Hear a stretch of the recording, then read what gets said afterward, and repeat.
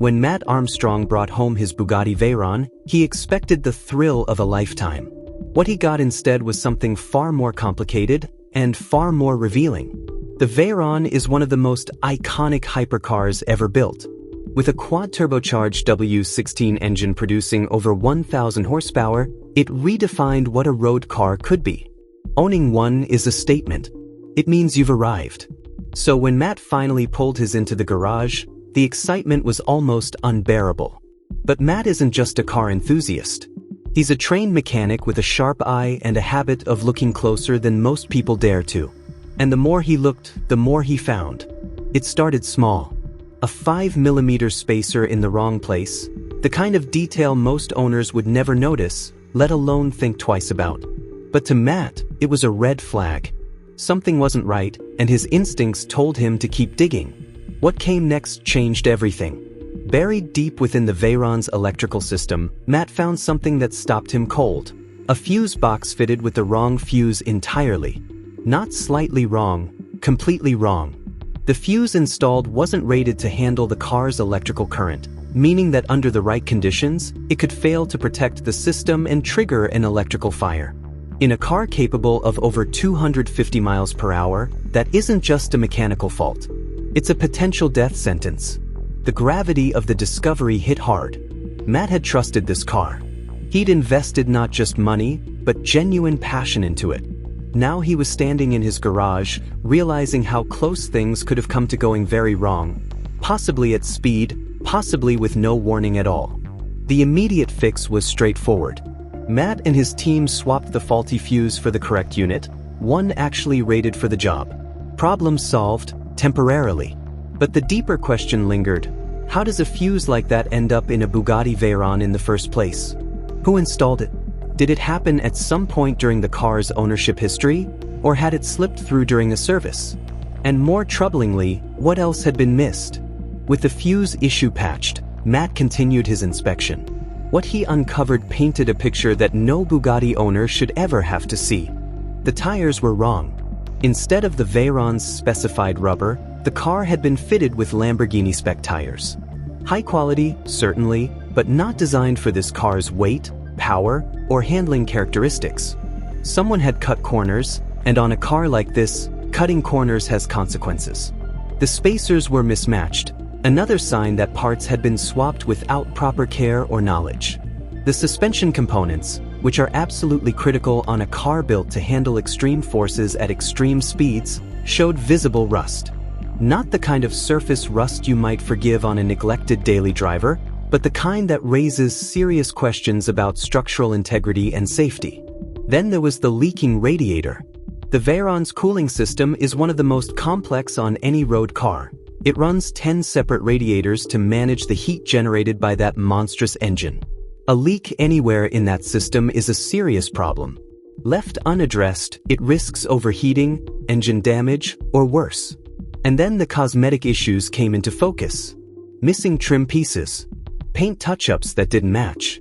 The glossy, immaculate exterior that had looked so perfect on arrival was, up close, a carefully maintained illusion. Beneath it was a car that had been neglected, bodged, and sent out into the world looking far better than it actually was. The dream car had become a cautionary tale. For most people, the next step would be simple. Call the manufacturer, arrange a proper service, get the car back to the standard it deserves. But Matt quickly discovered that with Bugatti, it's not that simple. When he began trying to source the correct parts and organize professional repairs, he ran headlong into a wall. Bugatti, like many elite manufacturers, operates an exclusive authorized dealer network. Only approved service centers are permitted to work on their cars.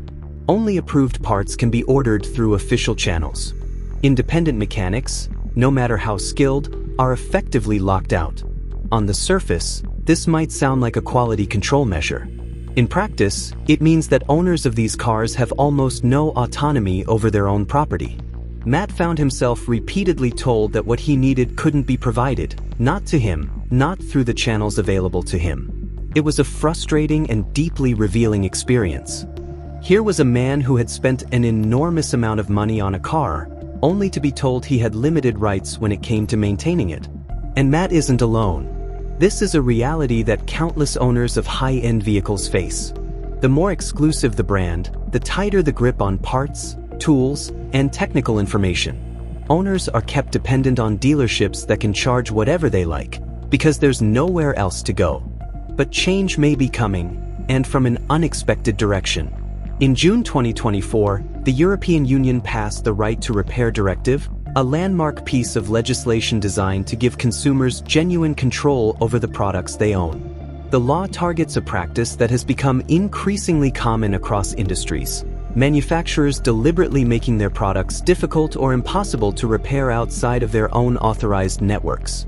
Under the directive, manufacturers are prohibited from using software locks, hardware restrictions, or part pairing techniques to block independent repairs. Part pairing, where a replacement component is electronically tied to a specific device or vehicle, rendering third-party parts non-functional, has been one of the most effective tools manufacturers have used to maintain their monopoly over repairs. That practice will now be illegal across EU member states. The directive also requires manufacturers to make spare parts and repair manuals available to consumers at fair and reasonable prices. This obligation extends for up to 10 years after a product's release, meaning owners can't be abandoned the moment a newer model arrives. The scope of the law is broad, covering everything from smartphones and washing machines to, critically, electric vehicles. The impact of this legislation could be enormous. For years, the repair market has been controlled almost entirely by manufacturers and their authorized partners. Independent mechanics have been squeezed out, consumers have been overcharged, and perfectly reparable products have been thrown away simply because the parts or knowledge to fix them weren't accessible. The Right to Repair Directive is designed to dismantle that system. The automotive world is watching closely. While the 2024 directive has already come into force for many product categories, its full application to vehicles, particularly complex, software-heavy modern cars, is expected to take shape as the law is implemented through 2026 and beyond. For Matt, the timing feels significant. His struggle with Bugatti has become something larger than one man trying to fix one car. It's a test case for a broader question: should manufacturers be able to dictate, entirely on their own terms, what owners can and cannot do with vehicles they legally own? The argument from manufacturers has always been that exclusivity protects quality, that only trained, authorized technicians using official parts can guarantee the safety and performance standards their cars are built to. There's some merit to that. A Bugatti Veyron is not a car for amateurs. Its systems are extraordinarily complex, and poorly executed repairs can be genuinely dangerous. But Matt's experience complicates that argument considerably. The problems he found in his Veyron, the wrong fuse, the mismatched tires, the rusted suspension, the leaking radiator, weren't caused by independent mechanics working outside the system. They were present in a car that, presumably, had passed through official hands at various points. The exclusivity of Bugatti's repair network hadn't prevented these issues. It had simply made them harder to fix. If the right to repair framework extends meaningfully to vehicles, it would mean that skilled independent mechanics like Matt could legally access the parts, documentation, and tools needed to do the job properly. It wouldn't eliminate authorized dealers, but it would end their monopoly. It would give owners options. And in many cases, it would result in better, more transparent repairs, performed by people who actually care about the car, not just about protecting a revenue stream. Matt's journey with the Veyron is far from over. There are more repairs ahead, more discoveries to be made, and more battles likely to be fought. But what his story has already revealed is something the automotive industry has long preferred to keep quiet. Owning a car, even an extraordinary one, even one you paid a life-changing sum of money for, doesn't always mean you truly control it.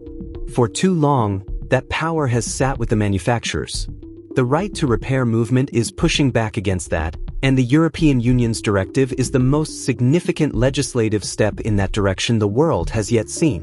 Whether it ultimately reshapes the relationship between luxury car brands and the people who buy their cars remains to be seen. But one thing is clear: the conversation has started. And thanks in no small part to people like Matt Armstrong, stubborn, skilled, and unwilling to be told what he can't do with his own car, it isn't going away.